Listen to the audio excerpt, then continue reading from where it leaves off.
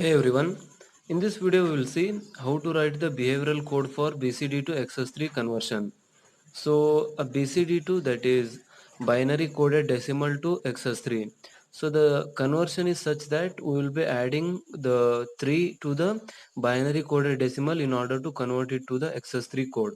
So if it is 0, then we will be adding 3. So like this we will be converting to the XS3. So meaning of XS3 is it is 3 greater as compared to the input. So as you can see, 0 0 0 0 is the input. So this is the input d in of 3, d in of 2, d in of 1 and d in of 0. So it is d out of 3, d out of 2, d out of 1 and d out of 0. So this is 0 in decimal and it is 3 in decimal. So we have added 3 to the this input and we have got the output BCD to XS3. So this is called XS3 code for the 0000 input. Okay, so similar steps are applied for the others also. So as you can see, this is 0001 and this is 0100. So this is 1 in decimal and this is 4 in decimal. So as you can see, for 1 we have added 3 and we are getting 4 here. So this is the code for 40100. So like this we will be doing. So this is about truth table, how we are converting from BCD to XS3. So now we will see how I can write the Xilinx model sim behavioral code for this one. So first we will define the entity that is here. So entity BCD to XS3. So this is user defined name, guys. So you can give anything. So I have given it as BCD to XS3. So better to give the name which we are doing. So I am converting from BCD to XS3. So that's how I given. So it will be easy for us to understand the what is code about. So then we will define the input and output ports here. So port D in is input. So input, that is in standard logic vector 3 down to 0. So that is basically D in of 3, D in of 2, D in of 0 and D in of 1 we will be getting like this from 3 to 0. So we will be getting 4 bits, and similarly for D out we will be having out because it is acting as output here.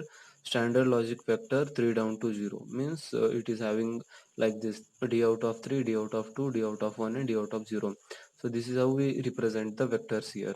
Then close this bracket and close the port bracket and then put a semicolon at the end of this line. Okay, so then end this entity, end BCD to XS3.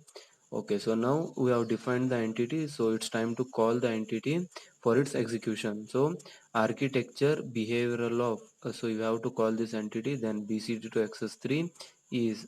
So make sure that you are using the same name here, guys, that is BCD to XS3 and this BCD to XS3. So as I said, we are defining the entity here and we are calling it here. So if you use some other name here, then it will throw an error, so saying that the entity is not defined.